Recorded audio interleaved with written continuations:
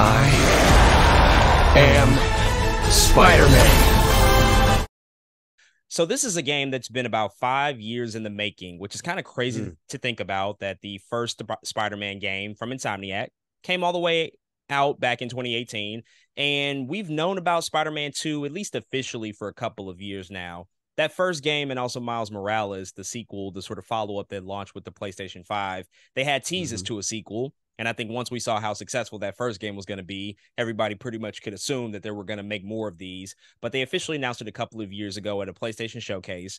I remember that they also jointly announced it along with a Wolverine game that Insomniac is going to be developing, which we now know is going to be their next game in development. We'll probably talk about that a little bit later in detail. But what were your expectations and how excited were you heading into the release of Marvel Spider-Man 2? Obviously, that first game was so impactful, one of the most successful PlayStation games pretty much of all time. And I think it's certainly proven to be the most successful superhero game. And so after that and after Miles Morales a couple of years ago, how excited and how anticipated were you coming into the release of Spider-Man 2? Man, to put it plainly, I literally bought a PS5 for Miles Morales first and foremost. Like that is the reason I own a PlayStation right now. Of course, I'm a gamer. I play plenty of other games. There's other things I wanted to play: Final Fantasy VII, Last of Us, all of that. Absolutely. But I said Miles Morales is coming out. I have to have this day one whenever it drops. I need this game. And so I follow suit, got me a PlayStation to play Miles Morales. That being said, Spider-Man PS4, right? 2018, Miles Morales, and now moving into this game, man, those two previous games were so, I think, integral just to the current PlayStation experience. I really don't know a lot of people who have a PlayStation right now today who are not playing the Spider-Man games. Like even the people you wouldn't expect who'd be playing Sims, or some people you wouldn't expect who just play like Call of Duty and 2K, you know what I mean? Kind of your normal casual gamers, they all are still buying into Spider-Man. And I feel that same, I think, excitement coming into it, and especially the marketing for this game in particular. When you tell me there are two things that drew me to this game that made me super excited. One, both Miles and Peter would be in the game automatically. Yes, we have not gotten enough Peter and Miles content, and of course, part of that is literally the basis for Miles Morales is Peter Parker dies. It's kind of the beginning of his story. That's how it happens. It's really Spider-Verse. It's like, oh shoot, Peter and Miles are interacting. It's not a thing that really happens. Another thing, of course, very big thing that draws you to this game or drew me to this game is the inclusion of Venom. What? You telling me Venom, one of the most beloved superhero, anti-hero villains, whatever you want to call him, is going to be in this amazing engine that Insomniac has created with Spider-Man PS4 and Miles Morales PS5? It's just like, yeah, of course we want Venom. Of course, Venom is the next logical step. So coming into this game, man, I was super extra excited to see how, again, the dynamic between Miles and Peter would work, being in the same game together, but also having a cool villain like Venom coming into this. And then not too long ago, they say, hey guys, we're also going to include a cool take on Craven the Hunter, and it just only added more to it, man. So excited is absolutely and definitely the word, but especially because the track record is just there for the past two games, man. So very, very excited. Yeah, Spider-Man is obviously one of those indelible characters that is literally the most popular superhero in the world. I remember when Insomniac first announced that they were going to be approaching the Spider-Man character in a video game for the PlayStation 4. While I was excited, I was also like, well, we have so many Spider-Man games. There's like dozens and dozens and dozens, but we never had a game that could truly utilize the power of a next generation console like the PlayStation 4 at that time to really tell, I think, maybe the most immersive and sort of blockbuster type of story that you could tell with that previous generation, because a lot of the games that we've received, while some of them have been very good, like a Spider-Man 2, they just have never been able to achieve the heights of what we can experience maybe in a movie theater, right, on the big screen, and having a really cinematic type of story. And so once it came out and we just saw how incredible it was and we got our hands on it, and you can see that this is a really sweeping story, and it's also open world in New York City, which had been done, but not to that degree and to that scale. It just took it to an entirely new level. And I think, a lot of people can rightfully acknowledge that the Arkham games, the Arkham trilogy, sort of paved the way in a sense for that game, but it also still felt completely different and new compared to previous superhero games that we've received. And obviously, you know, you play that game and then you play Miles Morales, which is focusing on that iteration of the character and his own story, really putting the light and the focus on him. It's like, oh wow, they're really, really serious about this lore and this mythology. And so there was no other alternative but to be extremely excited for Spider-Man 2 upon its release, and knowing that it's going to obviously be a bigger game. It's likely going to be a darker story because of the inclusion of Venom, which is traditionally a darker type of character for Peter Parker and others to face. But then also just knowing that we were going to fully utilize the capabilities of the PlayStation 5, because this is not a cross-generation game. This is a PS5 exclusive. And I know for a lot of people, we've been waiting on really unlocking and unleashing the power of what this system could achieve. And Exactly. I'm sure we'll talk about it once we get to the review, but it's living up to that expectation. And so to know that that's like something that they wanted to focus on, and obviously making it a PS5 exclusive, all of those things really just check the boxes to make this, you know, I think one of the most anticipated games of 2023. Before we do dive into our initial reactions about the game, I also just want to ask you quickly about just the state of Spider-Man as a character, which we frequently talk about a lot in relation to other media, because Spider-Man is always having stories told, obviously in comics, but also on the big screen, on the small screen. There's films, there's animated movies, there's animated TV series, and now these video games are kind of at the apex of the video game industry, consistently being recognized as some of the best video games, some of the most innovative video games, being recognized for Game of the Year awards on occasion as well. You know, how does this, you know, fit into that larger tapestry of what we're seeing elsewhere when we talk about the Miles Morales Spider-Verse movies, when we talk about what Tom Holland has done with the live action movies? And there's been some very direct connections made between those properties as well, in which there's this larger Spider-Verse that obviously Sony as a company is really leveraging at this point. And so what are your thoughts just about the video game and how much it's contributed to the narrative over the past, I would say, about 5 to 6 years on just this explosion of Spider-Man media across the industry? Yeah, it only adds to the reason that Spider-Man is the biggest character in the world currently. And people could always try to argue that, but this is the one character I think this video games kind of tied this up, that is kind of dominating in all spaces that it's being talked about in, right? I mean, the movie space, name a bad Spider-Man movie. You know what I mean? In the past couple years, name, I don't know, everybody, the comics are going crazy right now with Spider-Man. People are still reading. I was just at Comic-Con, and people are like still getting signatures on Spider-Man comics from all kind of crazy times to turn in and be worth thousands of dollars to this day. Like this character is just simply insane. And I think a lot of the superheroes that we have now, as much as you love them and as great as they are, a lot of they don't have games that are measuring up to Spider-Man right now. Spider-Man is checking a box. You got a lot of other characters you can't check with. Avengers comes out a couple years ago. It's only okay. Like, they have to stop production on that game. They have to stop support on that game after a while. They actually lost the company money over time. Square Enix is going through it right now, but it actually lost the company money. I mean, the closest thing you really have to another superhero that is succeeding in video games was Batman for a while, right? And the Arkham games were succeeding for a while, but still nothing to the degree of Spider-Man, again, at least not on this level across all of these aspects, across movies, across comics, across TV. Spider-Man really is, I think, kind of doing the thing right now. And I think this just adds, these games really just add to the domination that this character is serving. Is there potential for somebody even to come up and take the spot right now? I don't know, man. When you have the hottest game and one of the hottest movies of the year and Across the Spider-Verse, and with this game, Spider-Man 2, it's hard to make your argument for anybody else being hotter than Spider-Man right now, man. So it's just kind of, it's just hot, and Spider-Man is the thing right now, and I think it's propelling us into everything else.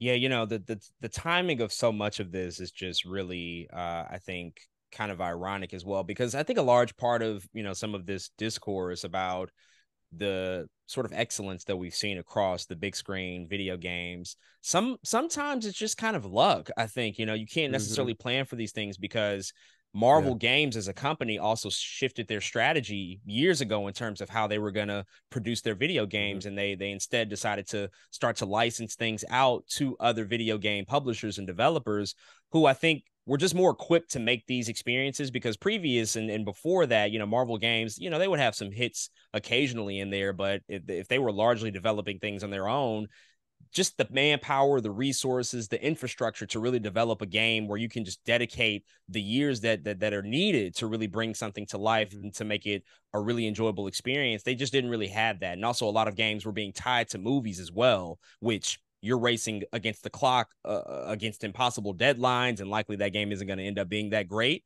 So that shift in strategy happening at the same time as we're getting Tom Holland stepping into the role, happening at the same time that Sony is deciding to usher forth the Spider-Verse across films with the animated movies, but also some of the supporting characters. That is a larger shift in strategy from Sony as a company. But, at the same time, who could have ever predicted that things would end up as well as they would across the board? I mean, the only real misses when we talk about Spider-Man media have been these projects with spinoff characters, and that's still debatable because those Venom movies make a ton of money. They're not the greatest quality, but people go see them. They're very popular. Morbius is obviously, the one that kind of sticks out, but after that, everything else has just pretty much been a unanimous win from Tom Holland and all of his appearances in the MCU, and ultimately turning in one of the most successful movies ever made with No Way Home a couple of years ago. The Spider-Verse movies are in contention for Academy Awards, winning Academy Awards. And now with the video games, they are literally some of the best selling and most successful video games in the studio's history and in PlayStation history. I mean, that's just like, it's a renaissance, obviously, for the character. And as you said, that just adds to the narrative about how popular Spider-Man really is and how that legacy just carries forth from generation to generation. There's never going to be a time where we don't get Spider-Man stories, because the character can obviously always persist. And I think even more so now than ever, we're tapping into the idea of how relatable he is because of all the stuff that you can do with the Miles Morales and showcasing that anybody can be under the mask, right? That's the whole ethos of Into the Spider-Verse, and they're actually like utilizing that as a strategy to make new things across these various media. So it's a great time, obviously, to be a Spider-Man fan. But let's get into it. Let's talk about Marvel Spider-Man 2 now. What I will say is that both of us have just picked up this game and we're just getting into it. It's still super early. It just came out like 4 days ago. So we're not going to be talking about deep spoilers. We're not going to get really into any story beats. We'll probably reference things that have obviously been teased in the marketing, such as the villains, or at least a couple of the villains and some of the story points there. But we can't really talk deeply about the developments of this particular narrative. But we will discuss the gameplay changes, some of the new expansive things that they've done with the map, and all of those key elements that make this, a new unique experience. And so before we, sort of dive in and really get into the meat of this conversation, man, I just want to ask you, so far in your playthrough of Marvel Spider-Man 2, how are you feeling about the game, and how is it sort of working out for you? Yeah, man, more than anything, I think I'm excited because not really a spoiler, but this game, at least right now in its inception, feels like a journey of the two Spider-Men that we have, right? It really feels like this is a snapshot into where Peter Parker and Miles Morales are in their lives as Spider-Man and as people, right? And this game is going to show you how this propels forward. And I think, again, more than anything, I'm excited to see how this thing moves forward, man, because learning their dynamic, how they interact as friends, I think is like the thing that's going to help me like stay on the path to be excited for what happens next. And I think they're going to play with that too in the game, the plot, and some stuff I haven't even gotten to that we've seen in trailers. You know what I mean? Like they're going to play with a lot of that stuff too, but that is right now what's making me I think excited for the game. I know the gameplay is the gameplay, but part of me is like, dang, I'm trying to get to the cutscenes, man. What's about to happen? I want to see what's about to go crazy, because the cutscenes are still really well done, and they also what this game is good at doing is the transition from fighting, or you know what I mean, from being in the open world into a cutscene. They do a really good job of making that transition seamless. So I'm enjoying those things as well. Gameplay wise, man, it's really like riding a bike. I mean, after you're playing the original Spider-Man in Miles Morales, I think everything follows suits. It's like picking up and riding a bike, and everything feels normal, which some people could argue is not necessarily all the way for the good, right? You expect to pick up this game and feel like, oh, this thing is fresh and it's new and it's a brand new thing. And we're kind of getting, I think, a little bit of the same when it comes to that. But I think in service of what I'm really here for, the story, I don't mind it too much. If anything, it's just a small nitpick. Like, oh, they could have did probably something a little bit more here with the combat. But other than that, man, I think it's starting off pretty well for me. So one of the things that is interesting about any sequel, especially when you talk about a sequel to such a successful video game like Marvel's Spider-Man that came out in 2018. I mean, there's a huge level of expectation about just delivering upon what people would hope to see out of this. And I think one of the things that we kind of experience in video games, especially if you play these AAA titles, is that the first game, if it does something so groundbreaking, then what moments and what elements of surprise could be left for any sort of future iterations of that franchise. I feel like I experienced that with God of War Ragnarok last year, where the game is magnificent. It is an extraordinary work of art, but something about the 2018 God of War is like, we just did not see that coming. And the gameplay was so new and different. Also, considering that the franchise was not new at that point, that was like the 6th or 7th God of War game. And so they just completely reinvented it. And so you get Ragnarok, which is concluding the story in a really, I think, bold and brilliant way. But from a gameplay standpoint, it isn't reinventing the wheel. We're in a similar situation here with Marvel Spider-Man 2. So I would have to agree with you on that element. But I just have to say, so far playing it is truly a phenomenal achievement. I think what Insomniac has delivered with this game so far. I'm about 10 hours in, so still a lot left to go. But everything that I've experienced so far, from the main story and the narrative, which is really hard to pull away from. It's like, as I'm playing that, I want to keep going, but it's like, I know I should do these side missions as well and really enjoy and experience this world. But man, everything is just phenomenal and top tier. And this is, I think, is close to a blockbuster experience of watching a Spider-Man film in the cinema as we'll probably ever get on the video game level. And I shouldn't even say that, because Insomniac clearly continues to top themselves. But from the open world to the expanded map to the gameplay and some of the improvements and the ability to play both as Peter Parker and Miles Morales, I mean, I find really very, very few minimal small nitpicks in the game thus far. Everything, for the most part, I'm absolutely enjoying it. I'm having a really difficult time pulling myself away from it to do other things, because it's really addictive and you can easily get wrapped up into it for hours and hours and hours. But this is a pretty towering achievement, I would say, in the medium of video games, just because of what they're able to do from, as we said, a story perspective, and making something that feels as close to a movie as possible. But then also, I think their ability to still be innovative in the way that they present some of these side missions and some of the activities that you might do.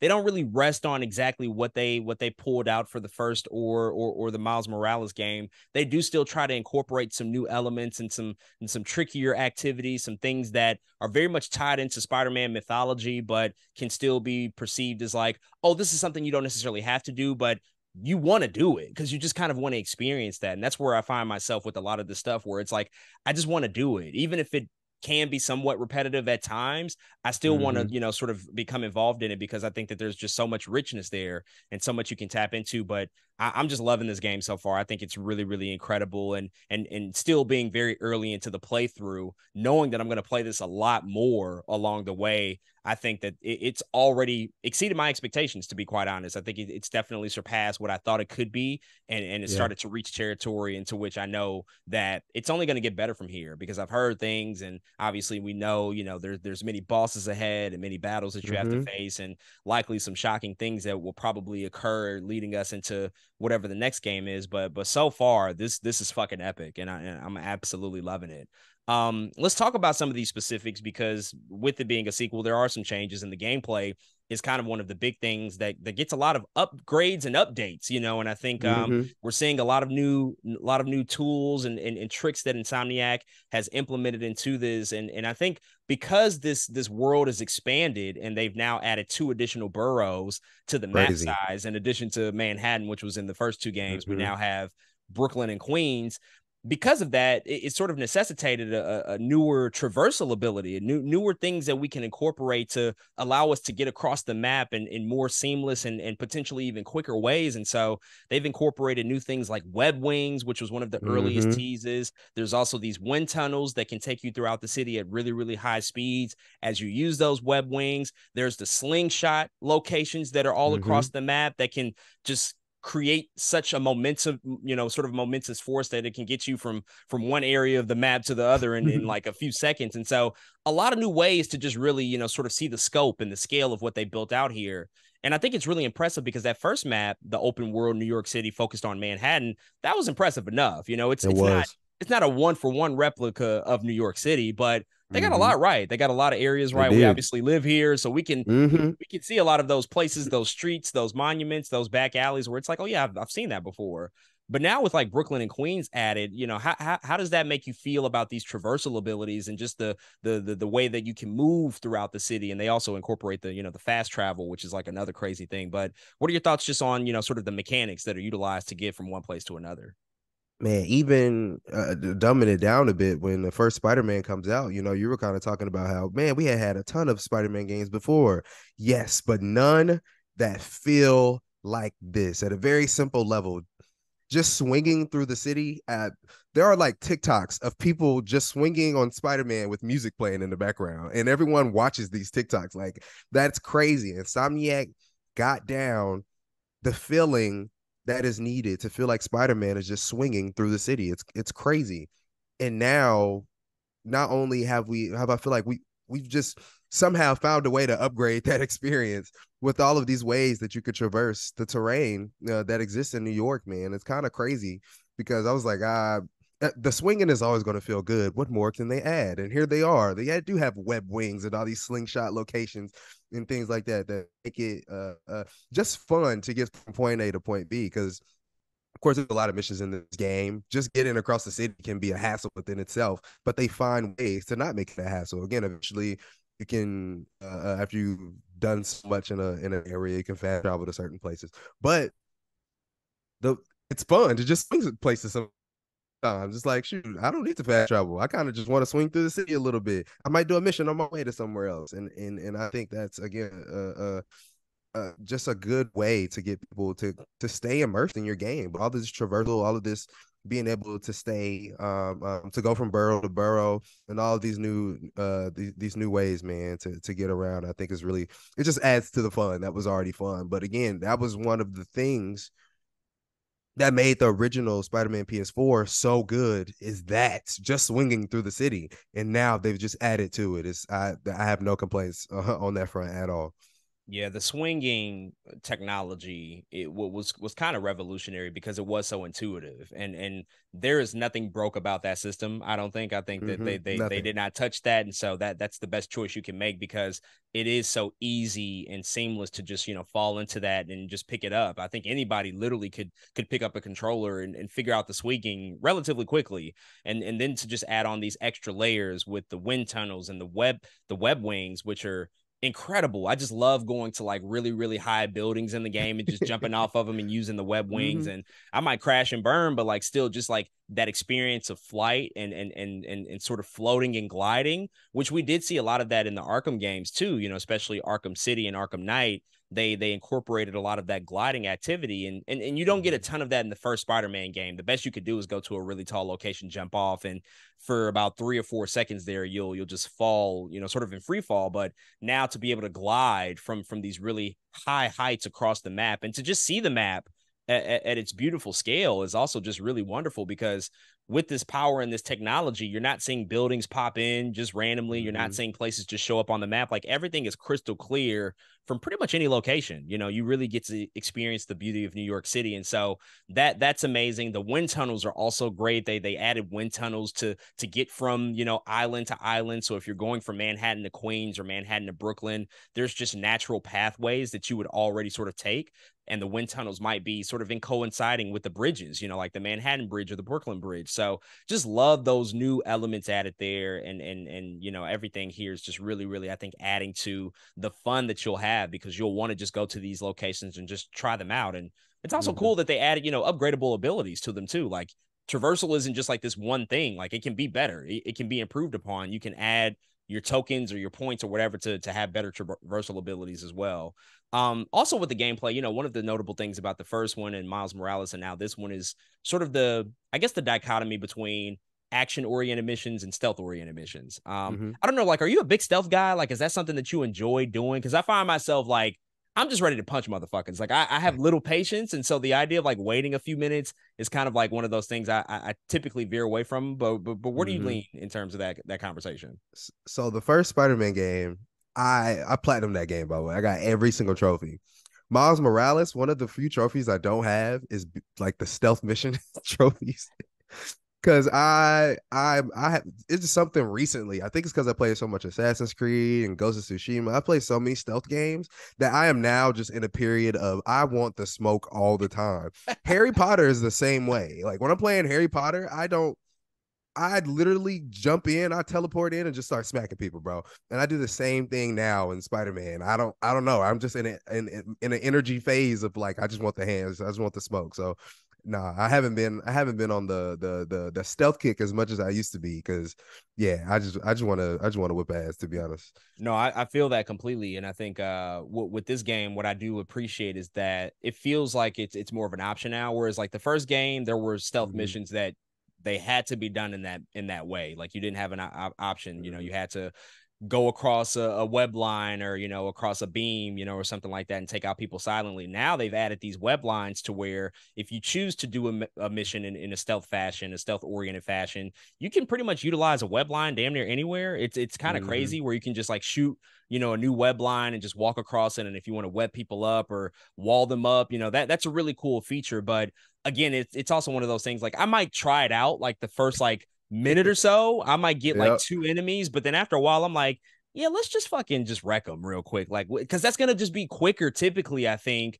Even if Mm-hmm. you have like dozens of enemies that you're facing, that just feels like a more fun and a quicker way to go about things. But obviously, as you said, there are trophy implications typically with that sort of like choice and that Yeah. style of gameplay. And so you Mm-hmm. might be sacrificing things, but I still think it's like one of those things that yeah, just give me the hands. I'm ready for that. But I do Mm-hmm. like it. I do like that it's more of like an option and sort of a balanced experience. And also, with two playable characters, both Miles and Peters, there's skill trees for both of them, but then there's also a shared skill tree. So now we've added in again additional layers on the points and the tokens that you can acquire, the skill points that you can acquire, and like what those Mm-hmm. abilities will ultimately result into. At this point in the game, I have definitely dedicated more of my tokens and energy to Miles at this point. Like I'm absolutely like maxing his stuff out as quickly as I can. Peter is in a good position now as well. The shared skill tree, haven't used much of that. I don't know why, but there have definitely been opportunities and moments where I've like just done a random mission on Mm-hmm. one of these side streets that just pops up on the map. And it's like, oh yeah, Peter's there, or Miles is, they just happen to be there. That's like another cool moment now. Like you just It might is run into cool.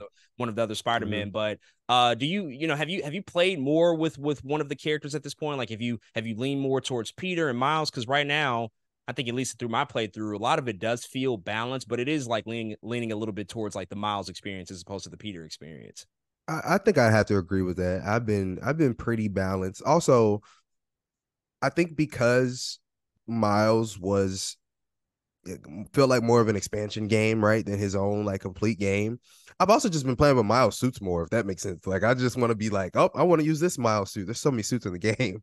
But I'm like, oh, I just want to see how many suits they have for Miles, and so I have been pretty balanced, but I do feel myself, I think, leaning slightly more to the Miles side of actual gameplay, and that is what it is. Miles is Yeah. hot right now.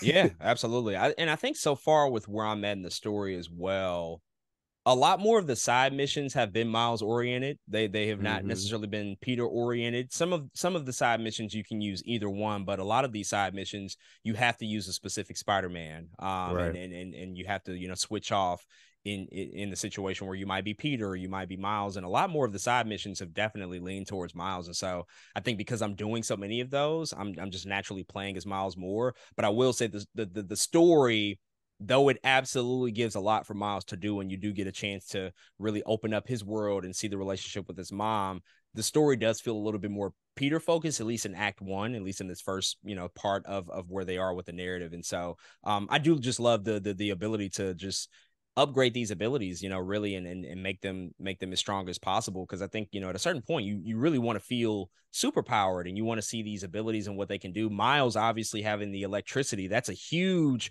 component to his characters. They also have like sort of the Iron Spider sort of suit incorporated into Peter's ability, and so you get to build out those skill trees as well. What are your thoughts about the differences between just the look and the feel of their powers? Because I don't know if the Iron Spider situation is like, it's good. I like it a lot, but Yeah. the electricity with Miles just feels like sometimes I feel like the fucking Emperor from Star Wars when I'm like blasting enemies away. Like, you feel incredibly powerful. So how are you sort of balancing just the usage of like those extra components that come with their characters?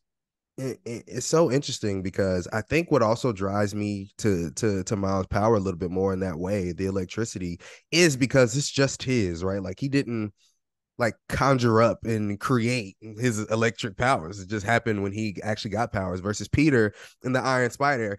As much as I love the Iron Spider. Like, I remember I used to have like an Iron Spider like t-shirt in middle school. People were like, what the hell is that? And now they know what it is. But you know what I'm saying? Like, I was a little ahead of the curve when it came to Iron Spider. It just always looked cool. But it's something about Peter having to make the iron, like, I don't know. It just doesn't work as much as I think I was excited for it to. I like it a lot. Like you said, it's still really cool, popping people up and doing all these other things that you can do with the arms. But maybe I expected like I don't know. Maybe they should have made him feel more Doc Ocky when he has those legs, make it so he can like go up buildings with his legs and do all kind of crazy stuff with the Iron Spider. Instead, it's kind of like only combat oriented, which is fine. Again, I still like using the moves, but Miles, again, feels more like, dang, this is actually part of the character. Like, I know he can do all of these electric things, versus Peter is like, you made these, and because you made them, I feel like I should be able to use them more than just in combat, if that makes sense. So that's kind of how it's kind of landed for me. Yeah, no, that's a really, really good point, because Miles and the electricity is incorporated into missions, and you have to, utilize the electric punch to power up a generator, or to create sort of an electric zip line to create a current. Like, that stuff is super integrated into missions as well as combat, whereas the Iron Spider, at least so far, outside of combat, it's so non-existent. So far, we could be dead wrong. Maybe later in the story you do use it, but I think so far it's really just like combat oriented, which is fine. It still looks cool. There's like one really, really dope move where he like spins at a crazy That's like pretty tight. 360-degree, like, it's ridiculous, and he just like zooms through people. Like, that's dope. So there's definitely some cool elements to that. I mean, one of the big draws about this franchise are the suits and the costumes. I mean, they have just gone absolutely fucking crazy with all of these suits that you can unlock throughout the game. Like, the first one we thought had a lot of suits, but this one, I think I read somewhere that there's 78 different suits that you can unlock. But even within that 78, there are multiple color variations pretty much for every single one. And so just multiply 78 by 4, and you got your number of just like the types of looks that you can have throughout this video game, and you unlock them at a pretty fast pace if you're playing side missions, main missions, all those different things, and you get to see a lot pretty early. Some of these some of these costumes and suits are based on previous suits that we've seen, whether it be from the movies or animated series or things of that nature, but a lot of these are just original creations. Obviously, them things up. Made them up. It's like, what is that? Is that like a knight from the 16th century? Like, what's going on here? What do you think about the suits? Has anything stood out to you in particular so far, and like what you've unlocked at this point, and just overall, like how you're feeling about just the wide variety of what you can utilize and all the different looks you can customize throughout the game? It's kind of overwhelming when you first, get to the point of the game. We're like, look, guys, these are the suits.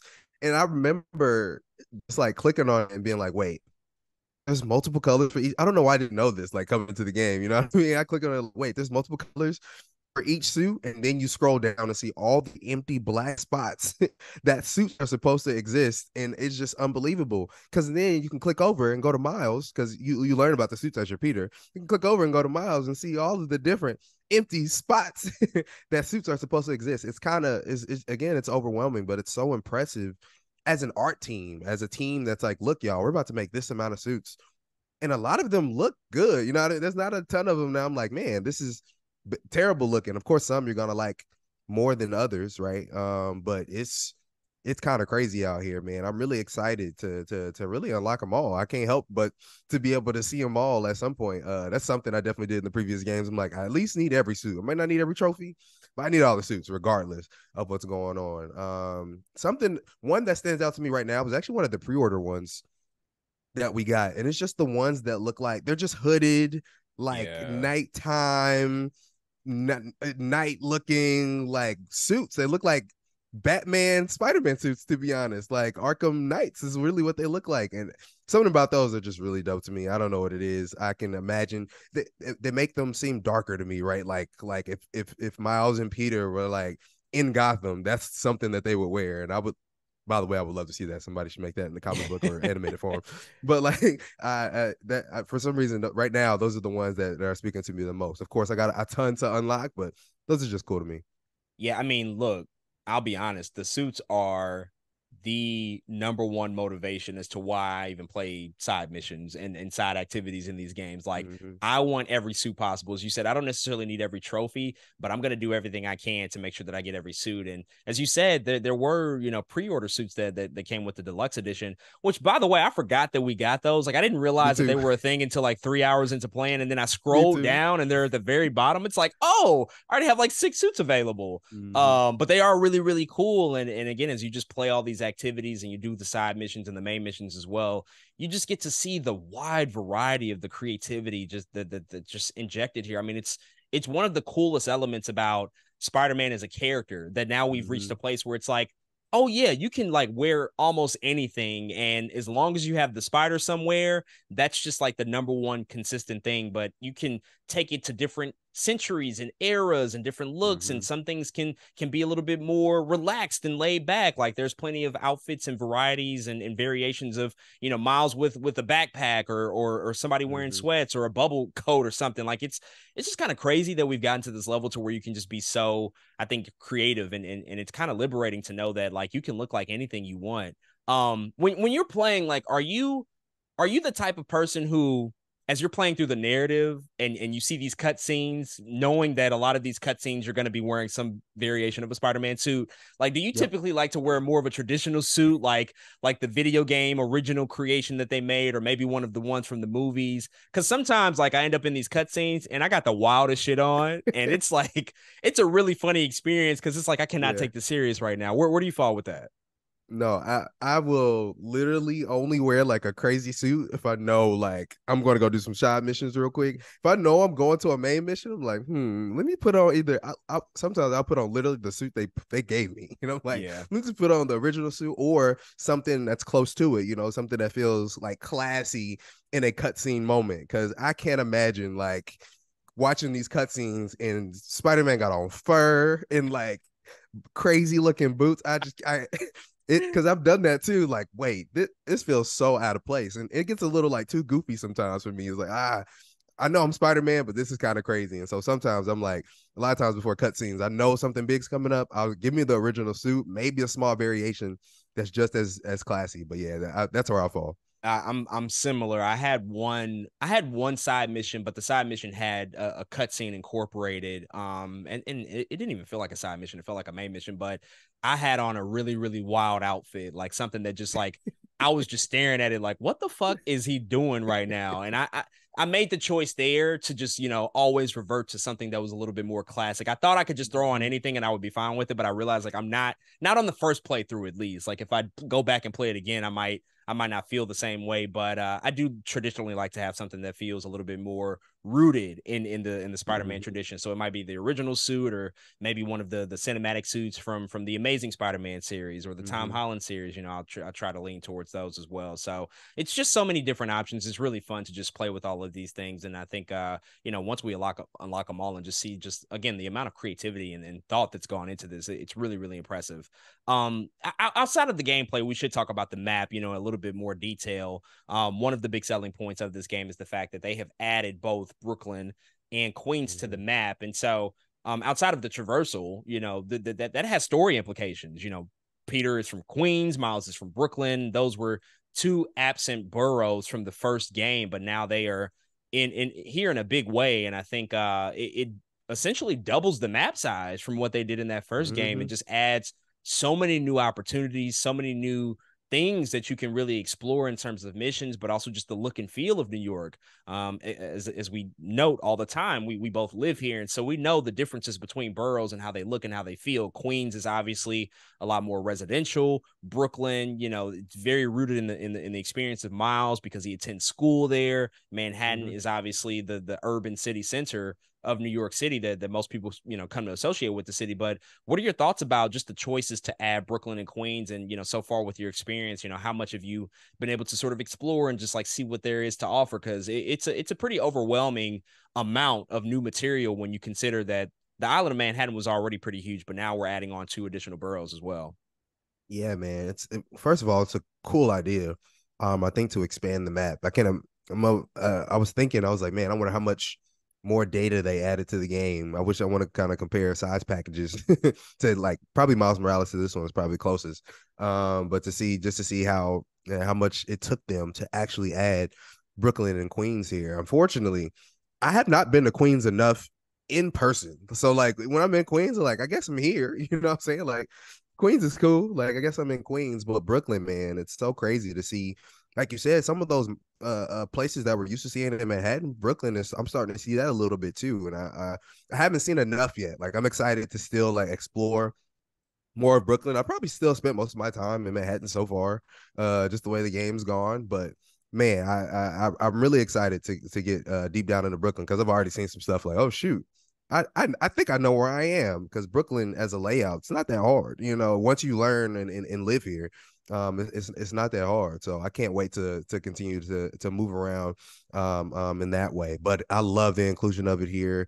I love that you add their homes here. In fact, that was one of my disappointments probably in Miles Morales. One, he was from Brooklyn. They moved from Brooklyn.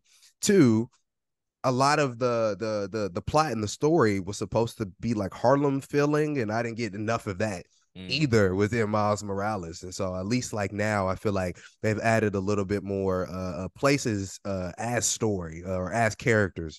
Now I can say, okay, I'm in Brooklyn because of this thing, and that'll feel more like an apt or a more accurate story beat for me as I'm playing the game. So I'm really excited about the inclusions, but I'm even more excited to see how I feel by the end of the game. I'm like, dang, do I have a favorite borough? Maybe I have a favorite borough by the end of the game. So we'll have to see. Yeah, I think that there was a slight disconnect between that first Spider-Man game and then Miles Morales in terms of the representation of Harlem, because like weirdly with the map and just how it's constructed, again, it's not a 1-for-1 replica of Manhattan, but things kind of end at Harlem. But we both live here. We know that the island of Manhattan does not end at Harlem. I live in Washington Heights, which is directly above Harlem, and then you have Inwood and you have Sugar Hill. Like there's a lot more above Harlem, but the map in the game kind of ends there. And so when Miles Morales came out, like Harlem was like the central location, and there was a little bit there that kind of alluded to the neighborhood, but they also kind of turned Harlem into just like Roxxon headquarters. And so it was more focused on that experience as opposed to like creating, I think, that cultural aesthetic that Harlem might be known for. And so I feel like that there's a little bit more attention to that here. You get to see some of the above ground subways, which is good, but then adding on Brooklyn, which is certainly much more of a connection to Miles as a character because he does go to school there. He goes to Brooklyn Visions Academy, and they've added that school onto the map.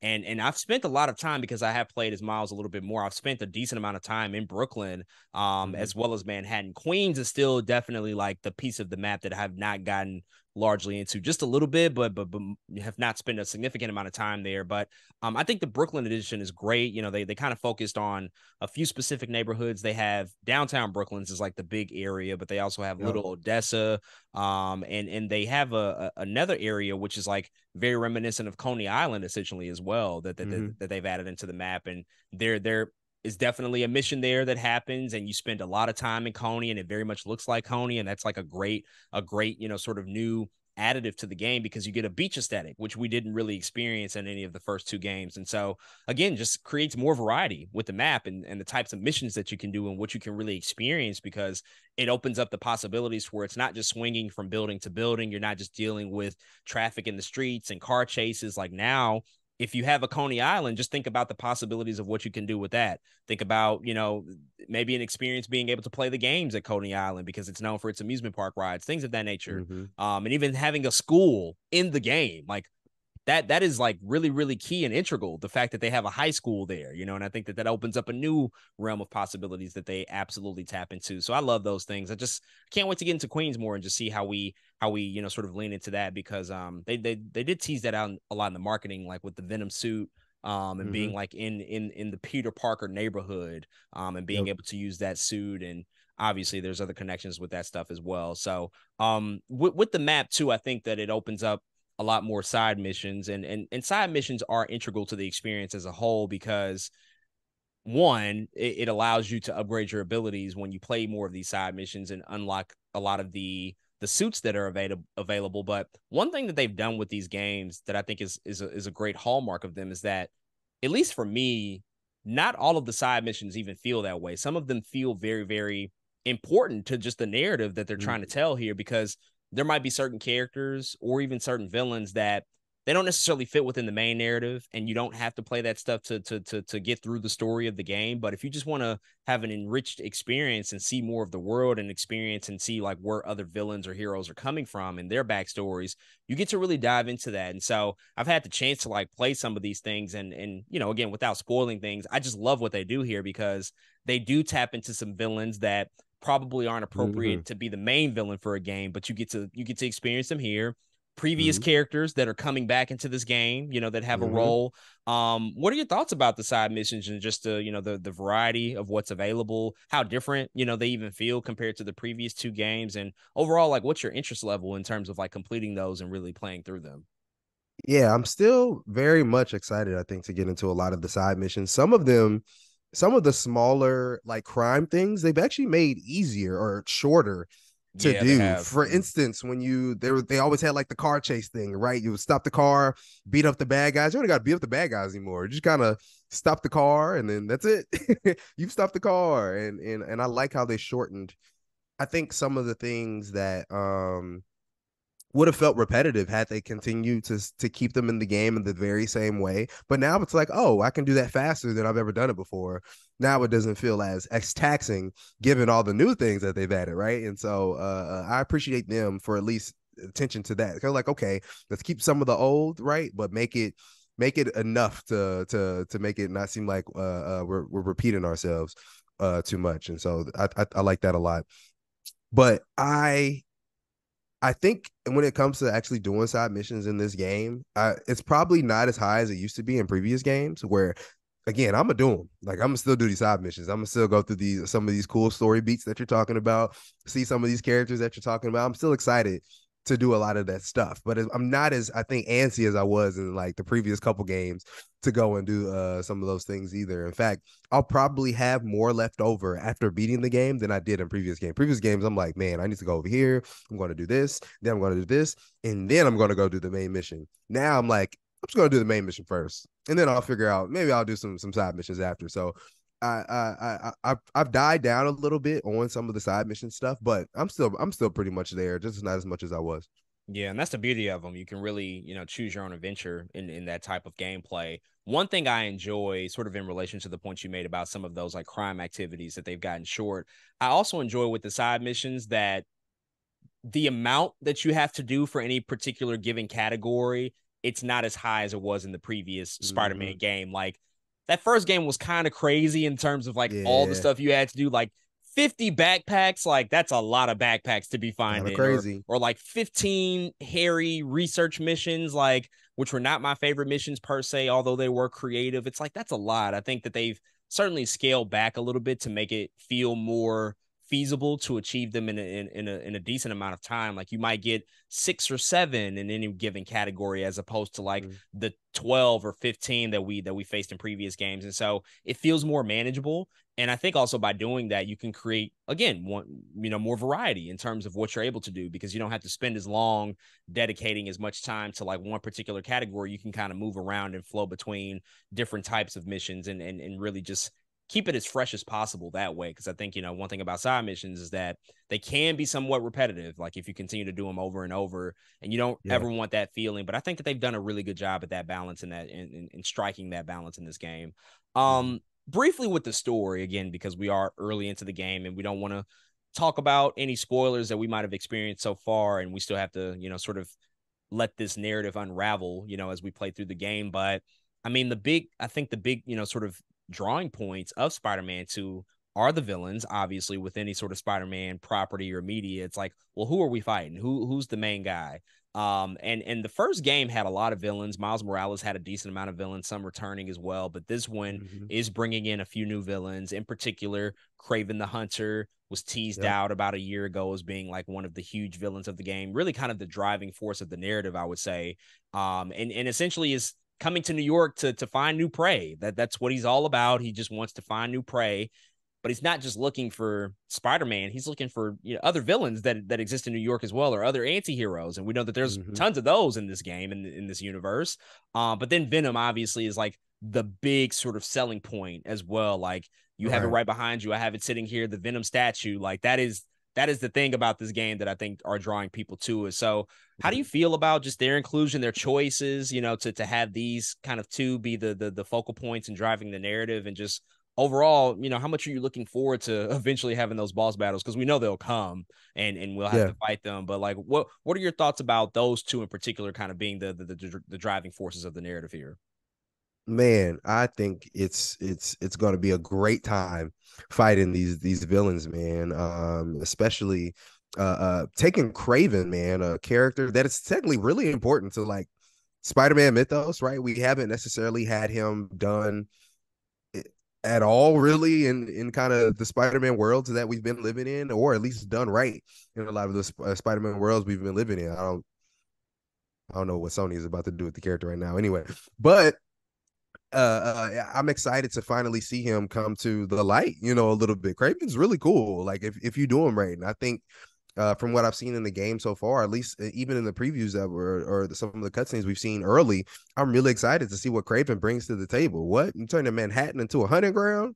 Crazy. Like I'm trying to see him at least catch a couple of these people, right? A couple of people that popped up that he's looking for. I'm like, man, this dude is crazy. And I think I'm just excited to finally see him come to a really cool not live action, but a really cool story that we can watch play out. I think he'll be dope. So excited to not only fight Kraven, but I ain't gonna lie to you, I'm kind of trying to see him catch some people. I'm like, man, Kraven's about to mess some people up.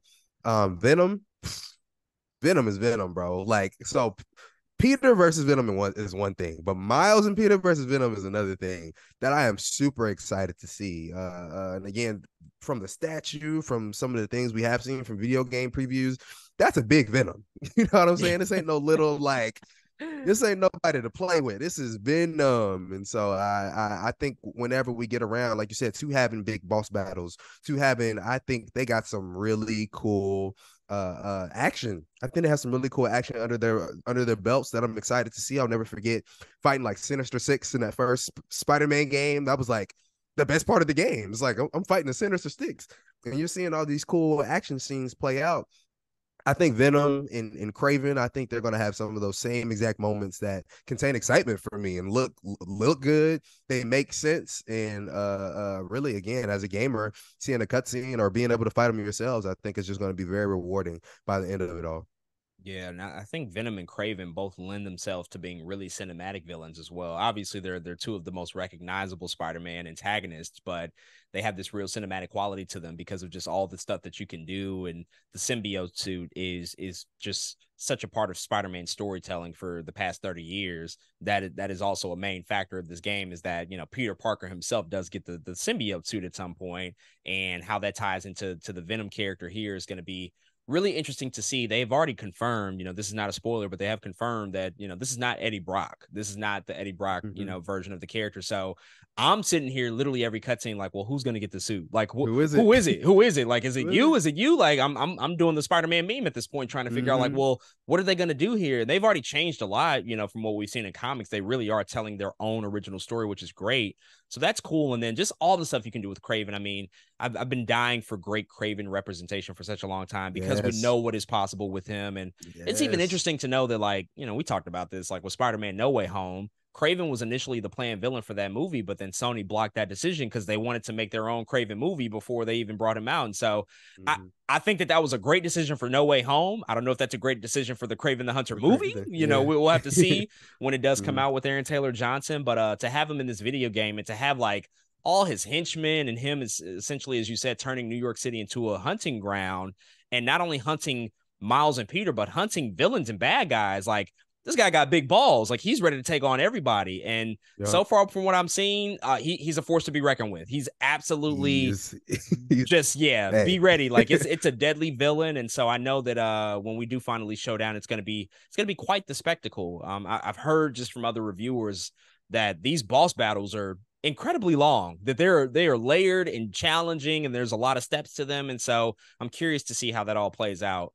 The last thing I want to quickly touch on in terms of the story is also Harry Osborn as well. He's a big major character in this game. We briefly saw and heard from him in the first game. He was supposedly away in Europe in the first game, but we know that was not true. He was in a tank somewhere, essentially trying to recover from an illness. His father, Norman Osborn, is able to utilize the symbiote technology that he's found somehow to recuperate him so that he doesn't pass away from illness. And so that's become a factor in this game. But we also get to see, again, without getting too much into the story, we get to see the relationship between Peter and Harry, which is always like a foundational relationship in the comics and to the Peter Parker character. What do you think about his inclusion so far, from what you've seen and what you've played with the character, maybe some of the missions and just like the possibilities it opens up to really dive into the Peter Parker character and his story and how the people around him in his world can kind of be impacted by all these events that unfold and his ability to be a hero in New York City? What do you think about Harry Osborn's role in just this larger narrative? It's cool because I think we've just gotten so many different versions of Harry at this point, to where it really opens up, possibilities to what he's supposed to mean to this version of Peter. And so, coming into the game and kind of messing around and going through the story, it really feels like, I don't know, like they're trying to paint Harry, I think, in a slightly different picture than we've seen him before. He has a little bit of more I think one thing that people don't get video games enough credit for is time. Right. A lot of times we talk about how things are too short or things are too long, but video games, you really do have time to flesh out characters and flesh out story. And here it feels like, dang, they're giving Harry a chance to kind of give us, again, a different look. Not only that, but a more I guess tenured look, right? Like, we have so much more time to spend with this Harry, just like we have way more time technically to spend with this Peter and this Miles and this MJ. You know what I'm saying? Like, we get to spend more time with these characters. And so I think it's cool to see, I think, Harry play out in this way. And not only that, but his father too, right?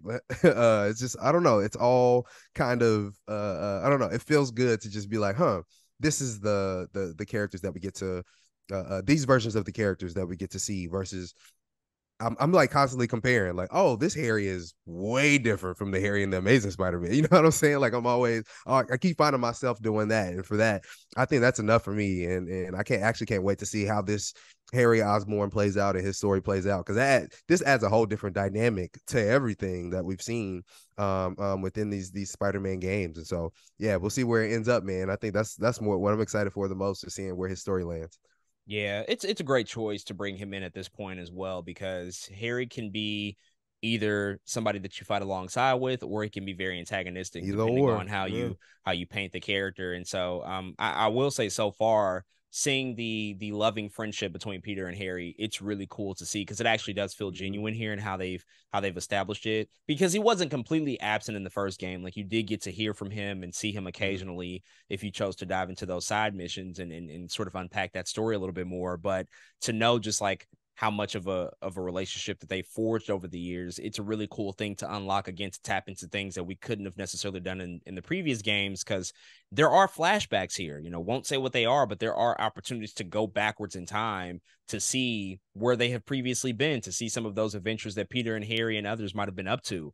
And that's really, really dope to me that you can explore that, because this Peter Parker has been Spider-Man for, I think now at this point, 9 years, because this takes place about a year after the first game. And so it's a lot of history, and it's a lot of shared history between those two. And so ultimately where it goes and how it evolves throughout this game is going to be one of the points of it that I'm most interested to see, because I'm still curious and wondering, like, well, this could either go really, really badly, or unexpectedly it might be more of a positive way that their relationship turns out.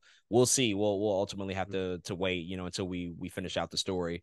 But as we wrap up the conversation, and as we think about Marvel Spider-Man and Marvel Spider-Man Miles Morales as well as being the predecessors here, this is now the third game. And I think those first two games, and now we're seeing this third game, is really paving the way for just a new era, potentially for superhero games that is giving us an experience almost unlike anything we've previously had. Again, Arkham games have probably been the closest, but I don't know, man. What do you think about just the journey that Insomniac as a company is going on in terms of telling this larger story? I've seen a lot of interviews lately from some of the creative directors talking about, some of the ideas that they potentially have for 3 and what that might look like. And obviously getting way ahead of myself here because I still got so much to do. This is years and years away, but the first Spider-Man told a pretty big story. Sinister Six was the focal point. Dr. Octavius was like the real big bad here. Now coming into Spider-Man 2, you have Kraven, but really Venom is kind of, I think, the ultimate big bad of this game. What does 3 look like? What lies ahead for that, and where we could go, and what do you think might be, at least just from a guessing standpoint, from your best educated guess about what we've experienced so far, like, what do you think might be sort of the overarching narrative of the story that we might be telling amongst this franchise here, and what they're trying to achieve with the story? Man, when it comes to Spider-Man 3, who knows, man? The sky is the limit. Because to be honest, after 1, again, in your mind, you're like, oh, I hope Venom is next. And, we do, end up getting Venom, but I never guessed that we would have a Kraven. You know what I'm saying? Like, Kraven was a surprise, really big surprise for me in this game. And so they can, I think, as long as the storytelling is good, and they can really go in whatever direction they decide to. I think the thing that, the overarching story with these games, I'm trying to figure out what they're doing is I think how these multiple Spider-Man can coexist, and how their lives mesh with each other, and in what ways. And so, man, another thing is Spider-Man's rogue gallery is so crazy that, like, Probably the best ever, potentially. like, I don't even know, there's so many other places you can go, and I don't know what that looks like. Shoot, and as basic as it was incorporating a Kraven into Venom, the next one could be, well, you gotta fight alongside Venom in the next game against Carnage. Of course, that's how it goes, right? Like, but there's so many different ways that can go, man. And I think that's what makes it so exciting, and that's what makes Spider-Man so cool. Is, again, his rogues gallery, is the ability to, if we know the overarching idea of Into the Spider-Verse is anyone can wear the mask, can they introduce a new spider? You know what I'm saying? Could somebody else potentially pop up at the end of this game and say, look, there's another spider on deck here? That could very well be the case. It could be a Spider-Punk could pop up. There could be there's so many different spiders. It literally could be anybody. The next game could be like, look, guys, we're going to the future. Spider-Man 2099. You know what I'm saying? Like, I really don't know. It could be any of those things. And again, that's what makes it exciting. But I think I'll be able to better tell, of course, once we're done with the game, be like, oh, that's the direction it's going. But right now, those overarching ideas of this man has a rose gallery, that's ridiculous. And these two very specific Spider-Man have a story to tell about how they're very two completely different people. But also they have kind of the same mission. That Into the Spider-Verse idea of anybody can wear the mask is also a very important thing here. So we'll see by the end of the game, but I think those two ideas are something that they'll continue to play with in the future games.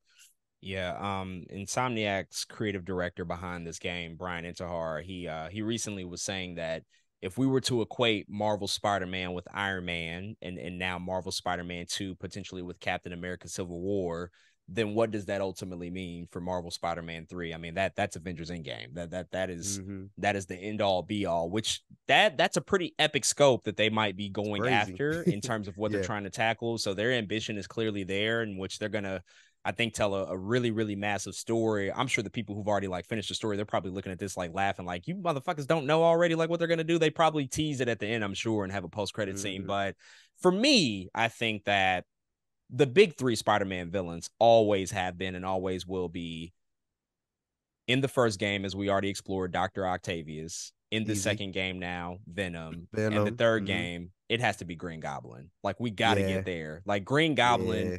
is the arch nemesis of Spider-Man. And I think that Norman Osborn Mhm. has been a fixture in these games, and we have not seen really any hints of him becoming the Green Goblin, but that's why he's there. He can always just sort of be in the background. And we know Mhm. Norman Osborn, even outside of being Green Goblin, is already a villain. It's just like Norman Osborn. Like, the guy's already fucked up in the head and has a Already. crazy split personality and can do all these really, really heinous things. And Norman Osborn is just such an important figure in the comics, Mhm. and does so many things with the Dark Avengers and all that stuff. And I just think A that lot.